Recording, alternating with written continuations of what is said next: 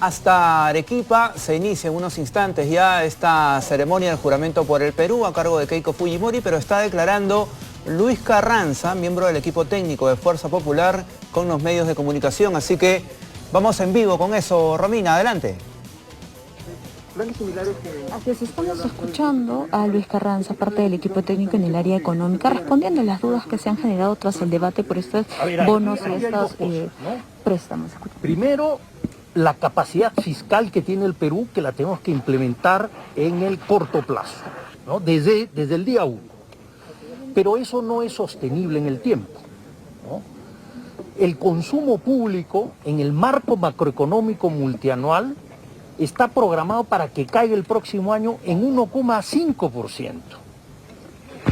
Nosotros lo vamos a elevar entre 8 y 10%. ¿Ya? Ahora, eso funciona si y solo si la inversión privada se recupera, genera empleo y genera los recursos fiscales para poder atender todo este incremento de gasto permanente. Ahora voy a mi crítica. Mi crítica en ese momento, hace 10 años, era los anuncios de grandes programas sociales, Pensión 65, otra serie de programas, ¿recuerdan el balón de gas a 12 soles? ¿No? Ya. Todo eso se iba a financiar con un impuesto extraordinario a la minería que dependía de la volatilidad del precio de los metales. Entonces, como principio, uno no puede financiar un gasto permanente con ingresos volátiles, ¿no? ¿Qué pasó finalmente? ¿El balón de gas está a 12 soles? No. ¿Pensión 65 lo hicieron universal? No. ¿Cuánto gastamos en pensión 65 respecto al Producto Bruto Interno? 0,1%. Nada. ¿Cuánto gasta Chile o Brasil? 1% del PBI en este tipo de programas. Al final del 2026, el costo en términos de producto de pensión 65 universal va a estar en 0,8% del PBI de ese año. Entonces, es perfectamente financiable, atendemos población vulnerable, lo hacemos con deuda al inicio, pero nos sostiene el trabajo y el esfuerzo de nuestros pequeños y medianos empresarios. No son muchos bonos, señor Carranza, lo que se ha anunciado de parte de la Dirigencia de Fuerza Popular, teniendo en cuenta la situación sanitaria que tendría que primar en todo caso en la economía en estos momentos. No, a ver, la situación es dramática en lo económico y en lo sanitario. Es dramático. Y tenemos que dar una respuesta en lo económico, que yo les estoy explicando cómo lo vamos a hacer y cómo lo vamos a financiar, y en lo sanitario. Y para eso está Carlos Neuhaus, que nos va a explicar cómo va a ser todo el proceso de vacunación. En el debate el día de ayer, cuando le preguntan al candidato Castillo cuál va a ser su logística, cómo va a llevar adelante la vacunación, ¿recuerdan su respuesta? ¿Recuerdan qué nos dijo? Vamos a crear un ministerio. ¿Ustedes creen que con más burocracia se resuelve un problema logístico? Entonces le paso la palabra a Carlos para que comente. Una última pregunta, señor Carranza, disculpe. ¿Han calculado más o menos de este bono a las personas fallecidas por COVID? ¿Cuánto va a ser el gasto total? Se habla de millones de soles. Mira, las cifras que tenemos desgraciadamente siguen creciendo. Estamos hablando de alrededor de 620 millones de soles. ¿Ya? ¿En cuánto tiempo se podría pagar? No. Eso lo vamos a implementar de manera inmediata. Por eso les digo, este primer año nuestro déficit va a subir un poquito más, ¿ya? Va a estar cerca de 6% del producto, el déficit. Y luego va a ir cayendo lentamente hasta 2% en el 2026. La deuda, que está en 35,9% del producto, se va a elevar hasta cerca de 40%, se va a estabilizar en ese rango y a partir de ahí va a caer. ¿Les asusta una deuda de 40%? ¿Es alta? Sí, claro que es alta. Brasil y Argentina están cerca del 100 o encima del 100%. Uruguay y Colombia más del 60%. Bolivia acercándose al 70% y no pueden cerrar, porque es un país que desperdició sus recursos, cosa que nosotros no hemos hecho. Lo que tenemos que hacer es reactivar nuestra economía pensando en proyectos como Majesiguas, que absurdamente está parado. Yo estuve acá jueves y viernes, hablé con muchos de ustedes, hablé con gremios, todas las entrevistas, todas las reuniones, Majesiguas era lo primero que me preguntaban. Y ese es un compromiso de Keiko personal, por eso ella me dijo, Lucho, tú vas a Arequipa. ¿Y el proyecto minero que llamaría, señor Carranza, es posible reactivarlo nuevamente, destrabarlo para que también haya ingresos en el país? Eso va a depender de ustedes. La reactivación de la minería pasa porque la gente sienta el bienestar de la minería. El tema del canon no nos ha funcionado como nos gustaría, hay que cambiar ese enfoque. Por eso viene canon para el pueblo. Por eso, para que la gente tenga el beneficio directo en su bolsillo. ¿haría algún tipo de acción Fuerza Popular en todo caso para reactivar Tía María? Por eso, déjeme usted terminar, por eso el impuesto especial a la minería va a regresar a las comunidades, para que no sea el alcalde o el ministro el que diga si se hace un colegio o no. Eso lo va a decidir la propia comunidad. Y por eso vamos a trabajar coordinadamente con los alcaldes para que los proyectos no se queden truncos, para darles asistencia técnica, cofinanciar grandes planes en salud, educación, en río y agricultura. Ese es el enfoque de minería para el agro. Ahora, si a pesar de todo esto, la población se opone, no quiere, hacen marchas, bueno, el proyecto no podrá salir, pues. Tú no puedes hacer algo en el cual la población se opone y no quiere el proyecto. Vamos a hacer... ¿Va a respetar la decisión de la población? Por supuesto que sí, vamos a hacer todo lo posible. Todo lo posible. No quiero dar ninguna cifra, pero canon para el pueblo. ¿Ya? No quiero dar ninguna cifra porque el canon se reparte con los impuestos que se generan o se están generando este año. Y el próximo año, cuando le mandemos un canon a las regiones, municipios, provinciales y distritales, le vamos a mandar un cheque a cada familia. ¿Por cuánto tiempo será esta... Es permanente. ¿Ustedes saben cuál es el distrito del Perú? Distrito que más se beneficia, Yarabamba, acá en Arequipa. Yarabamba. ¿Van a continuar con el proyecto del gasoducto del sur? ¿Cuál es la propuesta que tiene? Por supuesto, es un proyecto complejo, es importante, tiene que verse de manera integral, porque no podemos tener un gasoducto que no transporte gas y que no sirva para la población. Entonces, eso tiene que ser con masificación de gas, tratar de reflotar los temas de petroquímica, muy importantes para toda la región andina.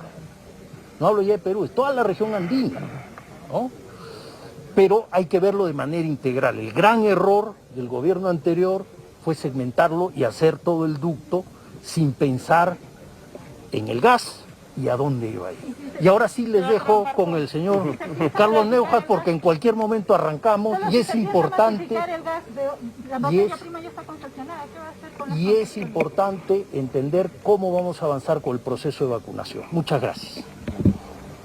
Bueno, a partir del lunes siguiente a las elecciones, le vamos a tocar la puerta al gobierno y espero y confío plenamente que así va a ser, la va a abrir para empezar a trabajar en toda la operación logística de la vacuna. Yo ya he estado apoyando, he renunciado a esta labor de apoyo porque no podía estar en dos áreas a la vez. Se necesita, ya vamos a crecer, a pasar, estamos vacunando alrededor de 68, 69 mil personas diarias. Vamos a tener que dar un salto cualitativo y cuantitativo a por lo menos vacunar 160.000 personas diarias. Para eso se necesita una gran operación logística que viene desde que se reciben todas las vacunas en el aeropuerto y se almacenan en un centro de distribución y de ahí inmediatamente van a todos los centros de distribución que hay en todo el Perú. O sea, acá hay dos formas de hacer. Uno, lo que corresponde a Lima metropolitana, a la provincia de Lima, ¿no? Donde hay una gran cantidad de sitios, estadios, centros comerciales, terrenos disponibles, que lo hay en muchos lugares, en todas las regiones. Entonces, utilizar al máximo la capacidad que existe, ¿no? Que no es clínicas y hospitales, o sea, al principio, porque lo que la gente quiere estar es en un lugar donde no se pueda contagiar, o sea, con espacios sociales y donde puedan haber por lo menos brigadas de 20 a 30 vacunadores. Lo más importante de esto es uno de los cuellos de botella, hasta este momento, es la cantidad de vacunadores que se van a tener, ¿no? Desde ya se debe empezar a tener todo el apoyo. Obviamente, continuar con la gente del MINSA, continuar con la gente de salud, Fuerzas Armadas y Policía. Acá yo quiero enfatizar, dicen Fuerzas Armadas. Las Fuerzas Armadas en época de guerra tienen brigadas de salud, ¿no? Y lo más fácil y elemental es poner vacunas. Entonces, hay gente que ya está capacitada, en procesos de vacunación hay como una capacidad de 10.000 vacunadores y, por supuesto, agregar a esto toda la capacidad que tiene el sector privado. Ahora, 95% del sector salud es ocupado por el sector público. El 5% es ocupado por el sector privado. Lo que tenemos que hacer es una gran campaña de vacunación y deberíamos empezar a capacitar a gente paramédica para que pueda ejecutar rápidamente, sumarse al efecto de vacunación. Yo sí quisiera precisar también, uno de los grandes problemas son las personas que vacunan, ¿no? Porque ellos muchas veces se levantan a las 4 de la mañana, ¿no? Tienen que ir a una central donde los distribuyen a los puntos de vacunación. Ellos están vacunando, algunos llegan a las 7, a las 8, a las 9, hay problemas de cómo llegar y están intensamente vacunando hasta las 4 o 5 de la tarde, con lo que las personas están extenuadas. Hay que armar turnos de 2 brigadas, ¿no? O sea, 2 turnos, por ejemplo, uno que vaya de 7 a 2 y otro de ahí en adelante, para que vacune. Y después también ir al tema de la granularidad, es decir, aprovechando la infraestructura de farmacias para complementar. Y otro tema muy importante es cómo llegar a las personas adultas mayores. Por ejemplo, en los Panamericanos construimos el polideportivo Villa María del Triunfo, que se está vacunando ahí intensamente. Pero si uno se pone abajo en el polideportivo, va hasta la punta del cerro lleno de casas. Y hay muchos abuelitos, muchas personas que no tienen la capacidad de movilizarse. Entonces, a todos ellos hay que llegar. Hay que llegar. Es un reto, por ejemplo, vacunar a todos los maestros antes del inicio de clases del próximo año. O sea, ya felizmente, y acá hay que ser coherentes, el presidente de Sagasti, con el equipo de Relaciones Exteriores y el apoyo al MINSA, ha logrado una suficiente cantidad de vacunas como para vacunar a todo el Perú antes de fin de año, ¿no? Pero tenemos que hacer el esfuerzo suplementario para asegurarnos que los maestros, y ojalá, como ya se está haciendo en otros países, poder vacunar a los chicos, ¿no? Hay vacunas que ya están autorizadas para los menores de edad. Eso yo creo que va a ser muy importante porque así lograremos pues inmunizar a toda nuestra población. Es un tema urgente, ¿no? No podemos permitir que ningún peruano, y sobre todo los enfermos, hay gente pues que nació con alguna discapacidad. Yo en los Juegos he tenido los Juegos Panamericanos y para mí fue muy emocionante trabajar con esos deportistas porque realmente eran unos héroes. Entonces, no nos podemos olvidar de todas las personas que tienen algún problema y muchos de ellos son jóvenes. Entonces, también tenemos que asegurarnos porque pueden tener hasta 3, 4 problemas de salud en simultáneo. Entonces, necesitamos todo un aparato logístico con la ayuda de todos los peruanos y no importa de dónde son. O sea, pueden venir del sector privado, de las Fuerzas Armadas, los que están en el sector público. Finalmente todos somos peruanos y todos vivimos y tenemos muchos venezolanos aquí en nuestra tierra y extranjeros también que tenemos que vacunar, porque al final somos personas, ¿no? Y podemos contagiar. ¿Se está aumentando el flujo o el ritmo de la vacunación que se hace para fiscalizar que no haya vacunaciones irregulares o, por ejemplo, estas vacunas de aire, por ejemplo? Bueno, la vacuna de aire, el primer fiscalizador, y ahora que se ha tomado conciencia, es la persona o el familiar. O sea, yo ya por mi edad me tocó ya que me vacunen. Iba con uno de mis hijos que siempre estaba, ¿no?, chequeando, ¿no? Entonces, sí, esa es una cosa. Y a la primera, denunciar. Tomen fotos, ¿no? ¿Y la vacunación es irregular?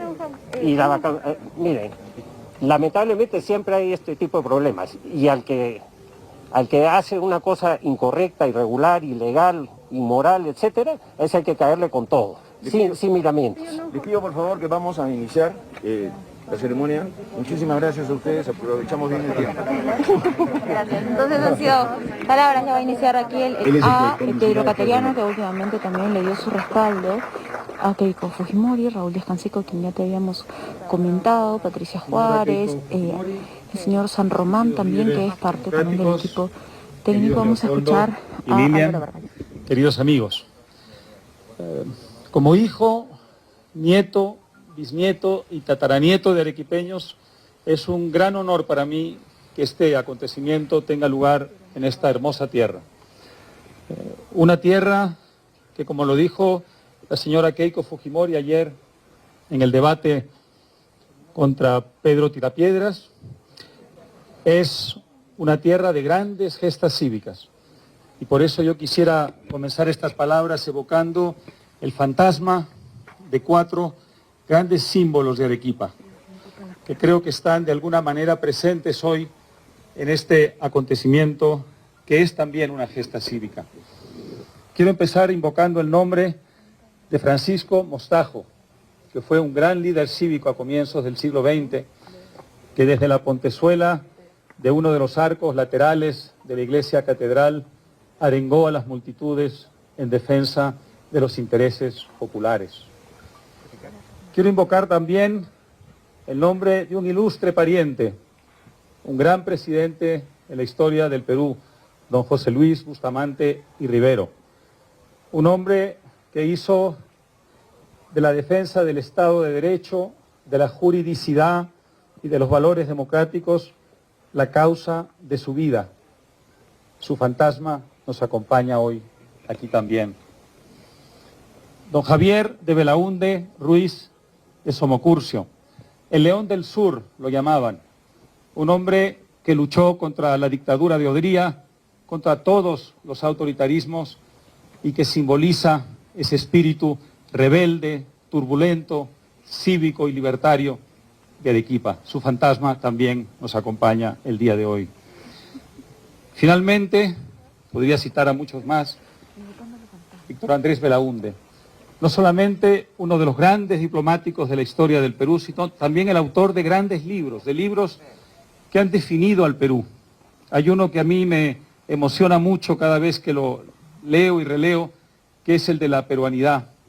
Él definió la peruanidad como una gran suma de herencias, la herencia prehispánica, la herencia hispánica, el Perú como una suma, como una conjunción, como una convergencia.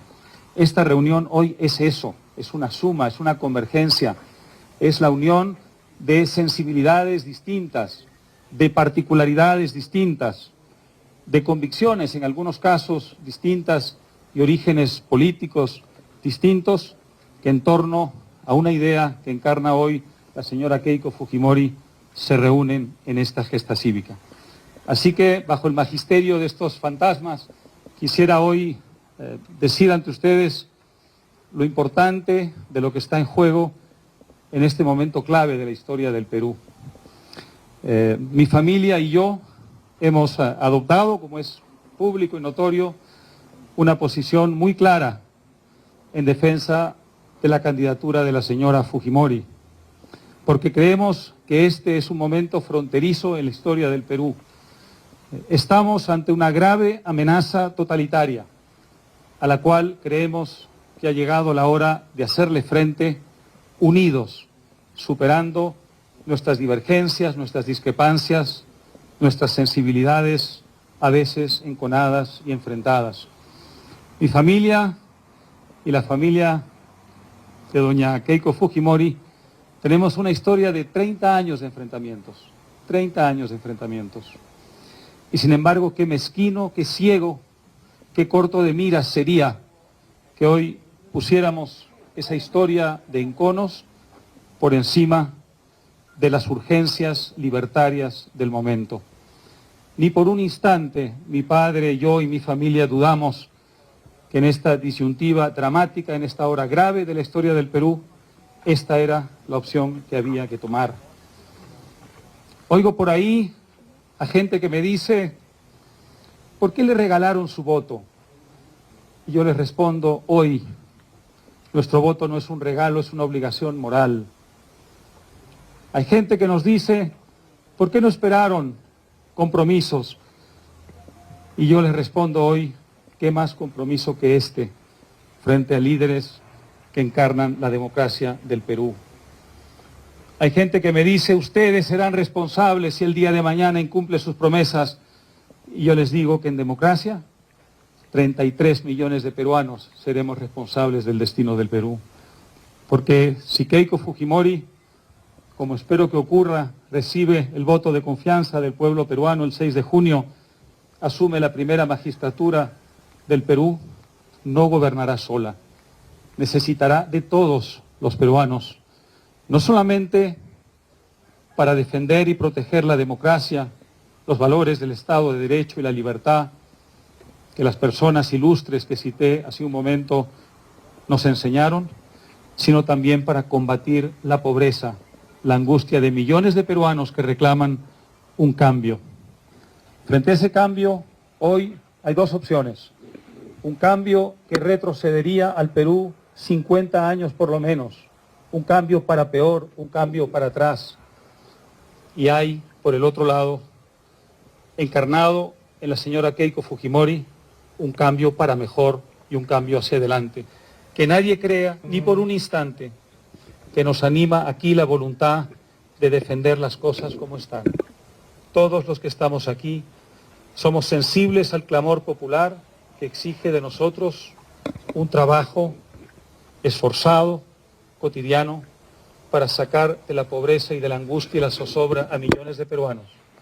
Pero la forma de hacerlo es la que propone Keiko Fujimori. La otra, como escucharán dentro de pocos minutos, solo agravaría terrible, trágicamente, atrozmente, la condición de peruanos que ya han sufrido demasiado para que tengan a su vez que soportar a una tiranía totalitaria que los empobrecería mucho más. Quiero para terminar decirles que a mi padre le hubiera gustado mucho estar aquí presente. Él es un combatiente de la libertad, es un hombre comprometido con su país. Allí donde está en el mundo, sus pensamientos, sus angustias, sus preocupaciones están siempre en el Perú y lo están hoy más que nunca. Las circunstancias no han hecho posible su presencia física con nosotros, pero sí la presencia de su voz. Nos ha hecho llegar desde España una alocución breve dirigida al pueblo peruano, muy particularmente también a sus paisanos arequipeños, para compartir con ellos una reflexión sobre la extraordinaria importancia y gravedad del momento que vive el Perú y, por tanto, la necesidad imperiosa de que esta candidatura obtenga el favor de los votantes el 6 de junio.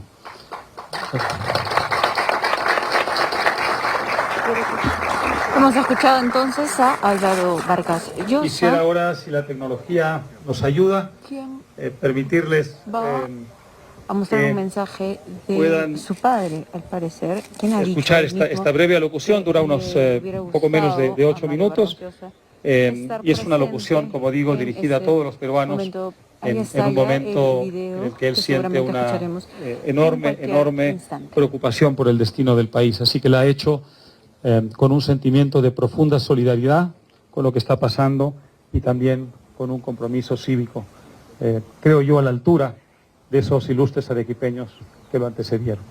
Adelante, por favor. Queridos compatriotas, dentro de unos días vamos a ser llamados a votar una vez más para reemplazar a nuestro presidente de la República, para elegir al que nos gobernará los 5 años subsiguientes.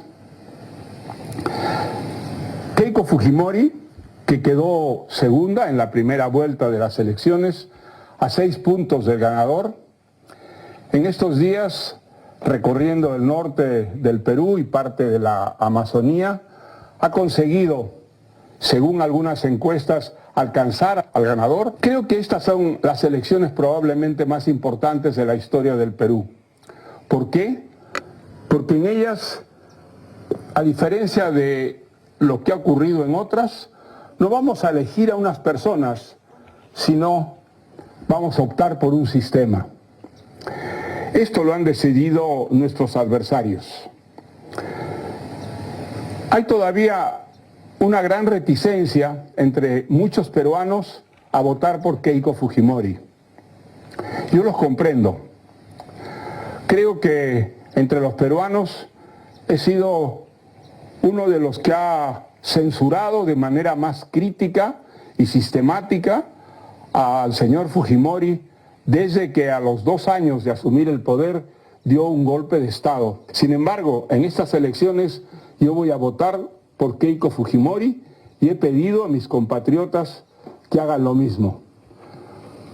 ¿Qué es lo que ha ocurrido entre tanto para que yo cambie de manera de pensar?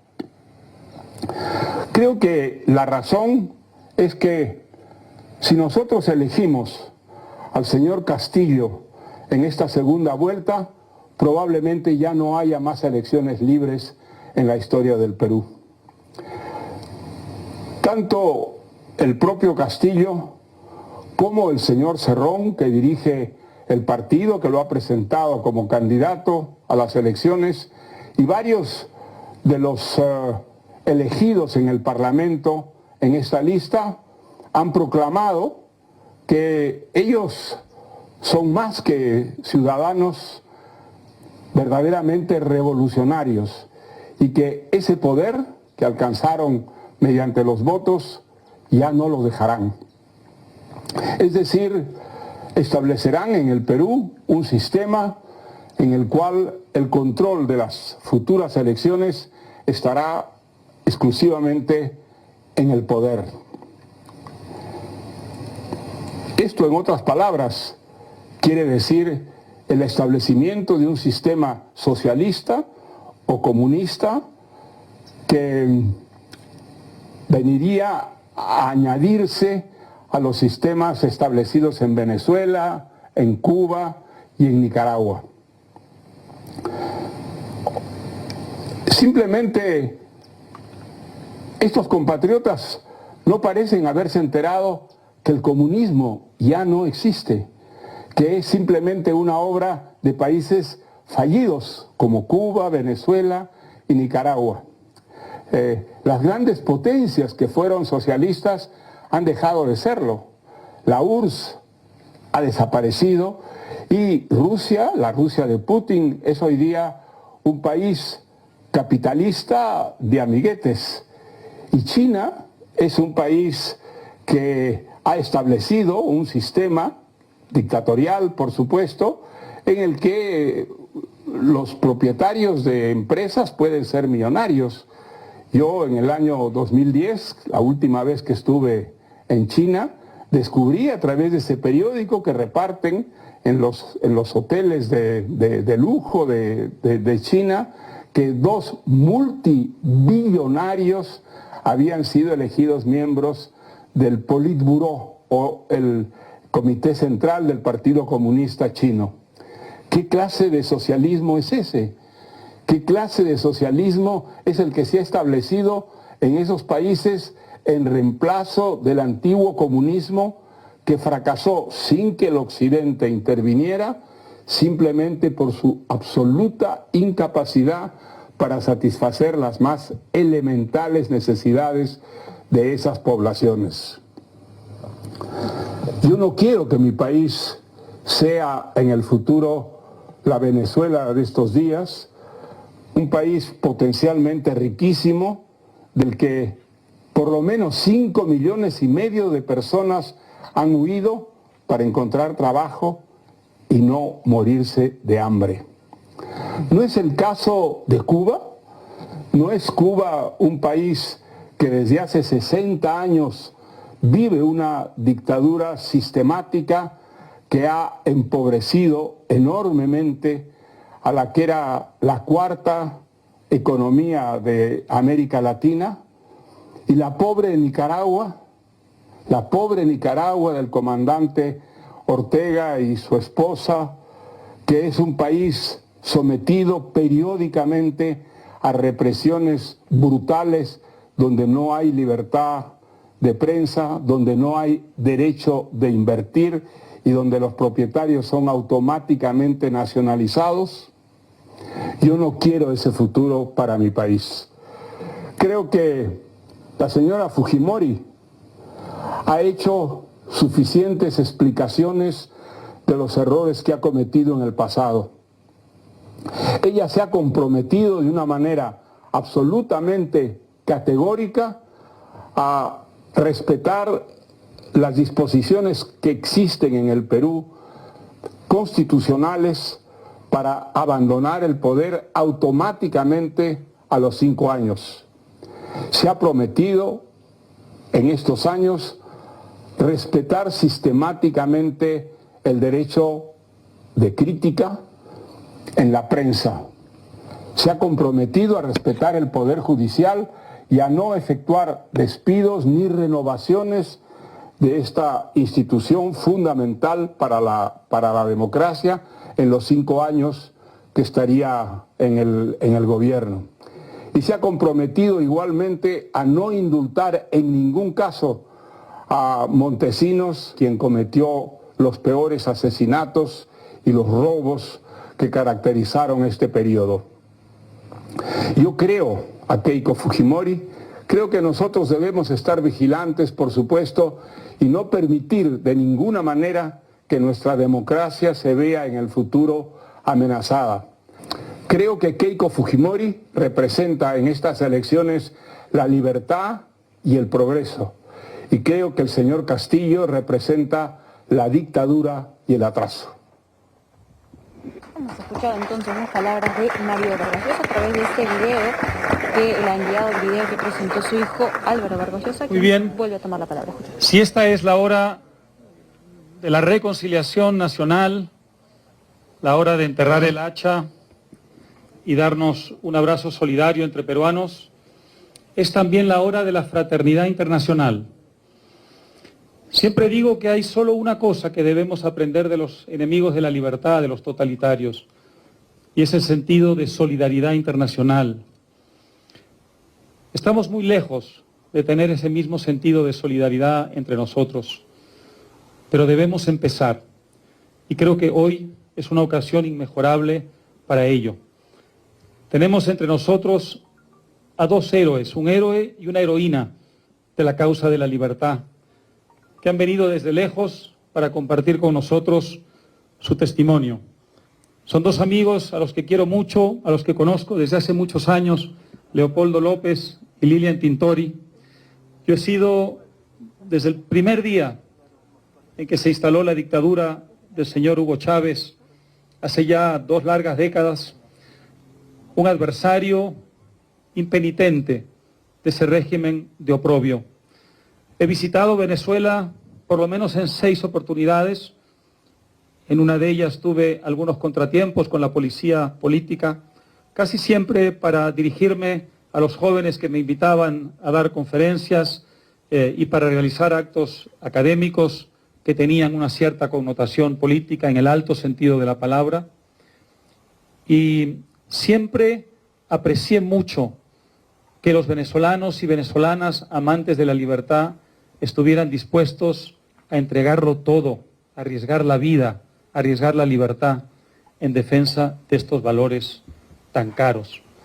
Y por eso es para mí un enorme honor dar la bienvenida a Leopoldo López, que ha venido a compartir su testimonio junto a todos nosotros. Adelante, querido Leopoldo.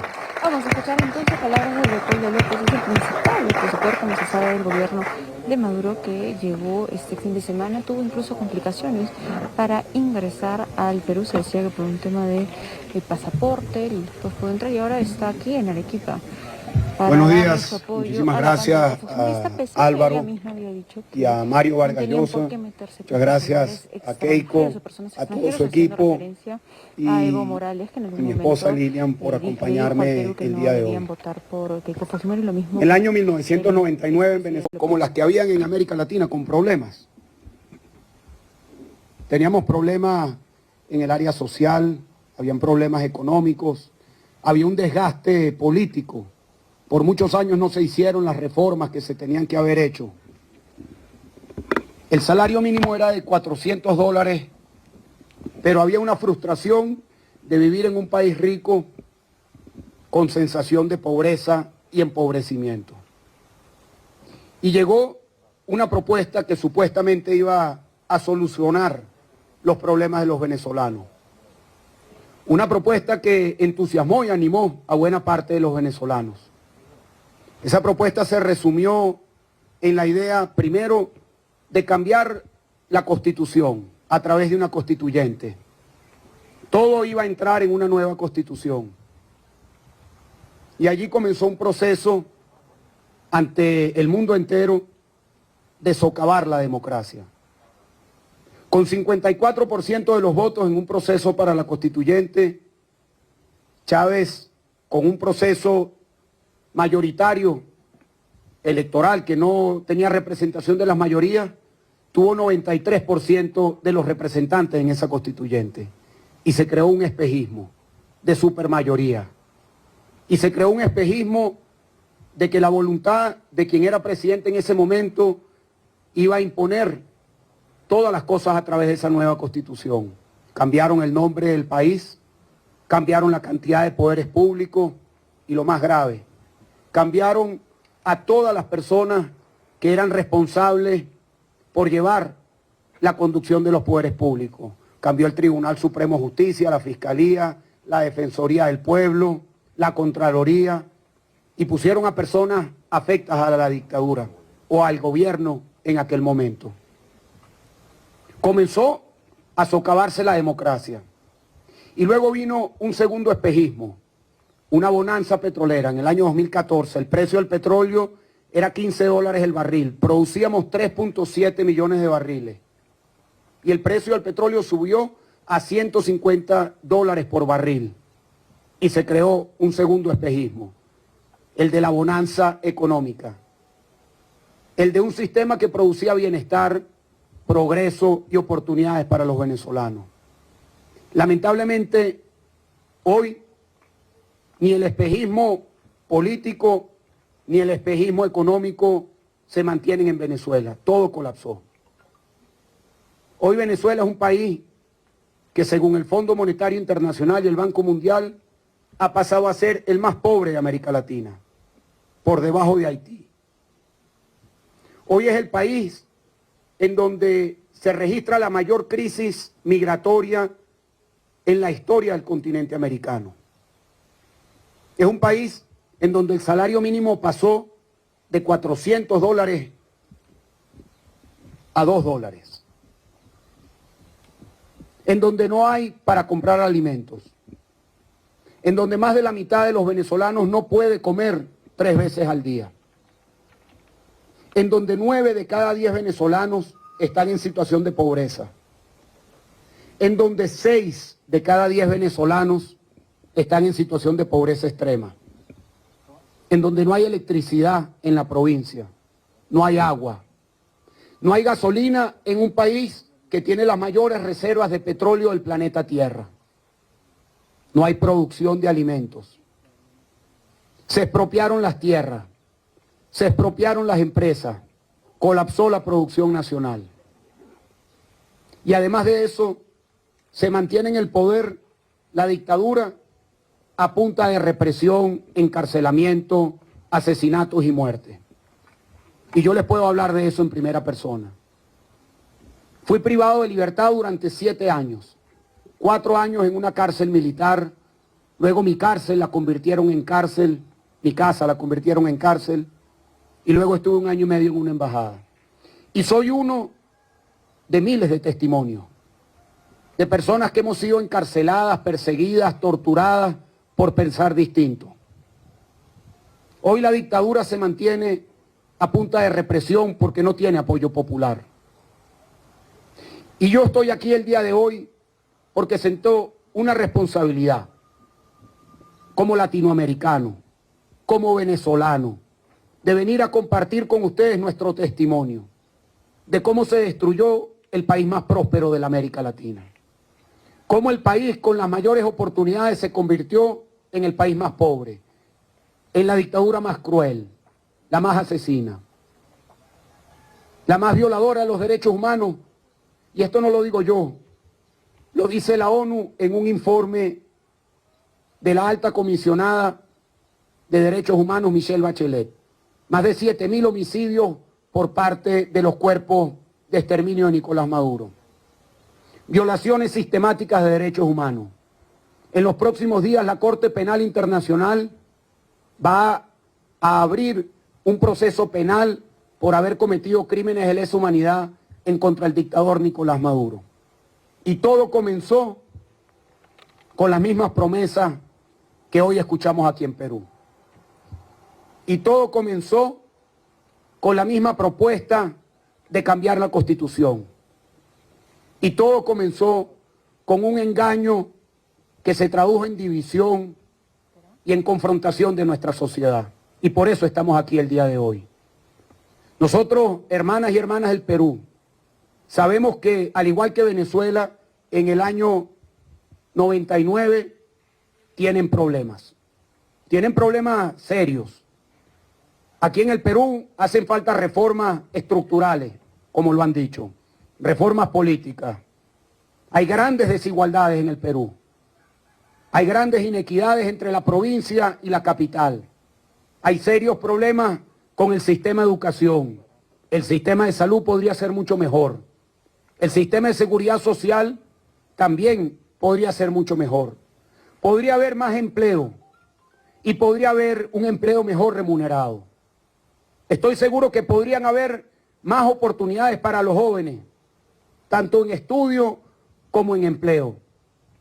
Pero yo les digo, hermanas, hermanos, se los digo de corazón, no cometan el error de lanzar al país por un barranco, que esas reformas que están pendientes no solo no se hagan, sino que se retroceda. Nosotros estamos convencidos que todas esas reformas que hay que hacer, se tienen que hacer. Y hemos escuchado de Keiko y de su equipo, primero, que reconocen todas las reformas que hay que hacer. Segundo, reconocen los errores que se han cometido.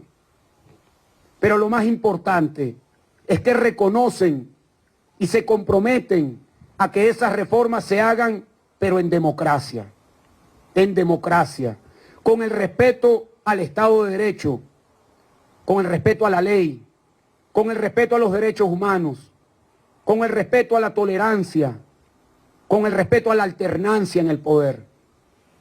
Hermanas, hermanos del Perú tienen en sus manos el privilegio que nosotros no tenemos. Tienen el privilegio de votar. Yo vengo de un país en donde no podemos votar libremente. En el año 2015 me tocó hacer una huelga de hambre conjuntamente con otros presos para que se convocaran unas elecciones. Estuvimos 28 días en huelga de hambre y logramos que se convocaran las elecciones y las ganamos. Pero luego fue socavado la legitimidad de la Asamblea Nacional, que ganamos con 2/3. Hermanas, hermanos del Perú, ustedes tienen el privilegio de salir a votar. Un privilegio por el cual hoy venezolanos están encarcelados, están perseguidos, algunos están enterrados y muchos otros están en el exilio. Quiero decirles que estamos conscientes del éxodo profundo que hemos tenido y que es una realidad dura para los países que reciben a mis hermanas y hermanos venezolanos. Somos más de 6 millones de venezolanos que hemos tenido que salir obligados, unos buscando alimento, otros buscando medicina, otros buscando oportunidad y otros saliendo de la persecución. Pero les digo algo, ninguno de nosotros ha querido salir voluntariamente de nuestro país. En el pasado fueron decenas de miles de peruanos que fueron a Venezuela, cientos de miles de ecuatorianos que fueron a Venezuela, millones de colombianos que fueron a Venezuela. La Venezuela de hoy tiene la marca del Perú, de Ecuador, de Colombia, por la migración que recibimos. Hoy nosotros estamos aquí porque no podemos estar en Venezuela. Y yo les pido, hermanas, hermanos del Perú, que ustedes hablen con cualquier venezolano, con cualquier hermana venezolana que está en las calles de Lima o de cualquier provincia o de cualquier pueblo, y pregúntenle a ellos por qué están aquí. Y allí tendrán el mejor testimonio. Y allí tendrán la mejor guía de cómo votar el próximo domingo. Y ellos le podrán dar un testimonio personal de ellos y de su familia. Bien, ahí están los detalles con Leopoldo López. Hacemos una pausa rapidísima y volvemos con más.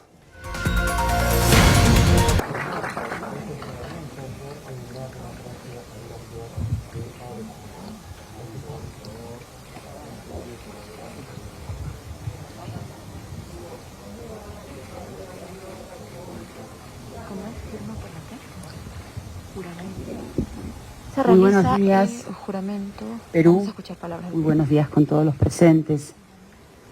Doctor Mario Vargas Llosa, a la distancia. Álvaro Vargas Llosa, Leopoldo López, Lilian Tintori, estimados amigos que el día de hoy me acompañan.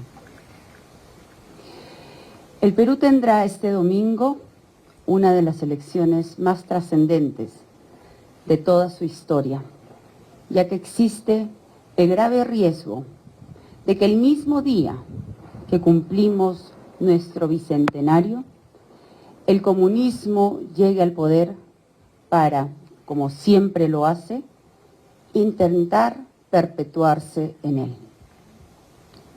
Soy muy consciente que, por otro lado, existen aún muchas reservas sobre el apoyo a mi candidatura, por una serie de hechos y antecedentes que generan dudas en un sector importante de la población. Es por eso que los he convocado hoy aquí, precisamente en la ciudad de Arequipa, ciudad de grandes gestas democráticas, ciudad donde no tengo apoyo mayoritario, para poder, con realismo y con humildad, tratar de esclarecer estas dudas y darle a todos los peruanos las garantías de un comportamiento totalmente democrático. Hoy el Perú nos necesita unidos y requiere de un esfuerzo extraordinario de todos nosotros para enfrentar esta grave amenaza que nos ha contado Leopoldo. Es por eso que quiero manifestar mi total gratitud a nuestro Premio Nobel Mario Vargas Llosa, que fue el primero en dar un paso adelante para deponer sus grandes diferencias conmigo y para dar un mensaje contundente a todos los peruanos. Ese gesto y todos los que siguieron merece también una respuesta directa y muy clara de mi parte. Y es por eso que hoy los he convocado, para hacer un juramento por Dios, por la patria y en especial por todos los peruanos que son los que necesitan y exigen un cambio para poder sobrevivir, y salir adelante. He convocado como testigos directos de este juramento a personalidades muy importantes, incluyendo a quienes, teniendo marcadas diferencias conmigo y el fujimorismo en el pasado, ponen delante el futuro de nuestro país primero. Gracias, doctor Mario Vargas Llosa. Agradezco la presencia de Leopoldo López, Lilian Tintori, Álvaro Vargas Llosa, don Pedro Cateriano, Rafael Belaúnde, Raúl Díez Canseco, Máximo San Román, Carlos Neuhaus, Luis Carranza, Daniel Córdoba, Patricia Juárez y a todos los que el día de hoy están acá. Entre estos testigos que he mencionado, nos acompañan 2 hermanos venezolanos que, como ellos mismos han dicho, vienen del futuro. Porque Venezuela ya vivió este proceso antes que nosotros y los venezolanos están pagando un precio muy alto. Gracias, Leopoldo, gracias, Lilian, 2 héroes y sobrevivientes de la dictadura chavista. Gracias por estar aquí con nosotros. Palabras entonces de Keiko Fujimori, candidata de Fuerza Popular. Y es justamente frente a ustedes y frente a todos los peruanos que a continuación voy a pasar a jurar y luego firmar este juramento para que quede grabado en la mente y en la memoria de nuestro pueblo.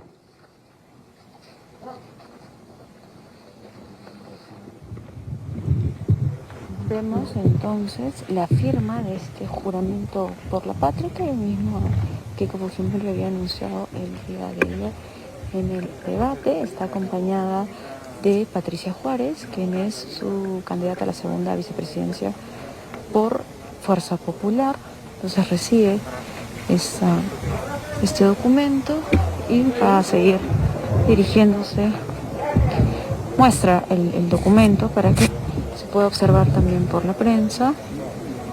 Vemos ahí, ¿no?, que lo tiene pues en la mano. También se le acerca una Biblia por parte de Patricia Juárez, al que ella pone pues su mano. Juramento por el Perú.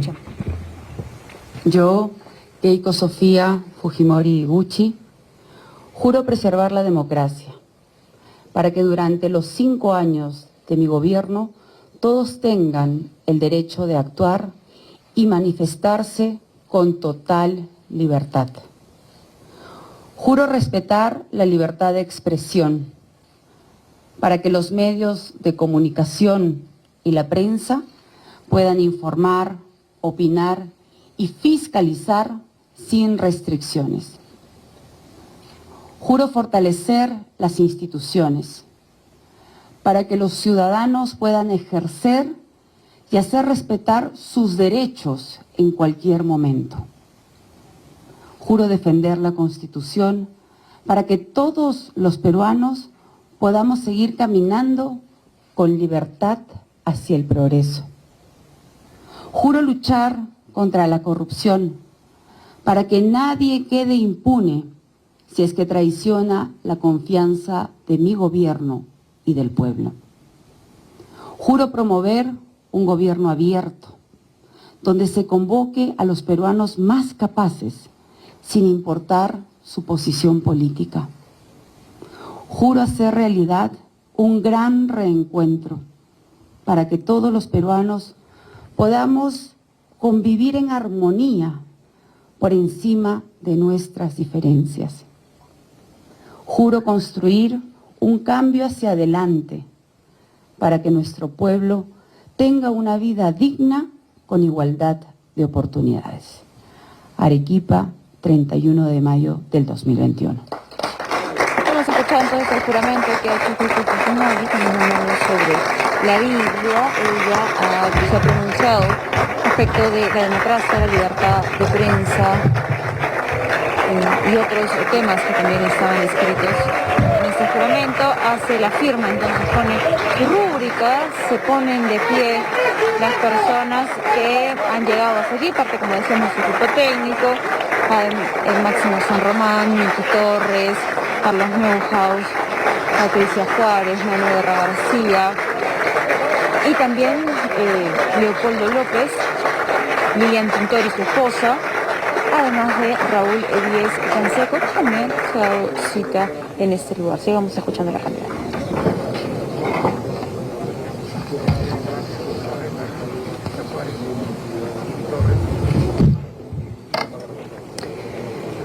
Este es mi juramento. Les pido su apoyo y compañía para cumplirlo. Reconozco que en el pasado reciente mi partido y yo no estuvimos a la altura de las circunstancias, pero los errores cometidos, la injusta prisión que he vivido, me han dejado una profunda lección. Es por eso que sin ninguna excusa, hoy pido perdón a todos y a cada uno de los que se hayan sentido afectados o defraudados por nosotros en algún momento. Y lo hago con humildad, sin ninguna reserva, porque sé muy bien que existen aún muchas dudas sobre mi candidatura.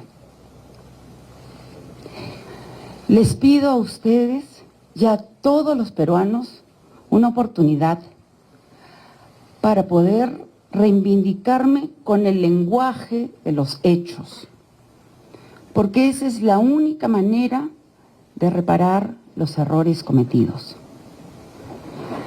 Los peruanos necesitamos reencontrarnos. Yo, gracias a Dios, ya he podido hacerlo con el doctor Mario Vargas Llosa. Después de 30 años de distancia y de muchas diferencias. Y eso me llena el alma de mucha alegría.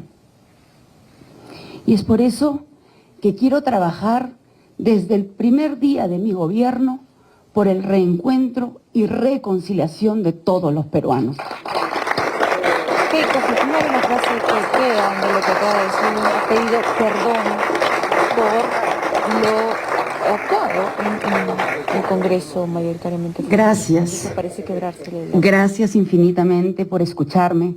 Gracias por estar aquí acompañándome en este momento tan trascendente para nuestro país. Les juro, no los voy a defraudar. Muchas gracias. Agradece, entonces cierra con el juramento. El mismo que se acaba de firmar. Dice, asegura que no va a defraudar a las personas que vayan a darle su confianza emitiendo un voto por Keiko Fujimori. Regresa a la mesa, pues recibe un abrazo de Álvaro Vargas Llosa. Se coloca también la mascarilla, ¿no? Sabemos que Arequipa es uno de los lugares más alto contagio. También recibe un abrazo por parte de Leopoldo López. Y entonces regresa a tomar asiento, pidiéndole también a Álvaro Vargas Llosa, devolviéndole el lapicero, ¿no?, que le había dado. Se acercan para la fotografía también del momento, ¿no?, con el documento en mano de este juramento por la patria. Piden también, hace una deferencia, ¿no?, Álvaro Vargas Llosa, para que se puedan sumar también las personalidades que se han dado cita aquí. Como decíamos, parte del equipo técnico de Keiko Fujimori. Ella conversa con Álvaro Vargas Llosa y regresamos con ustedes para darles también más adelante más detalles. Muy bien, Romina, gracias por esta cobertura. Ahí están los instantes finales entonces de esta ceremonia en Arequipa, la foto oficial del evento.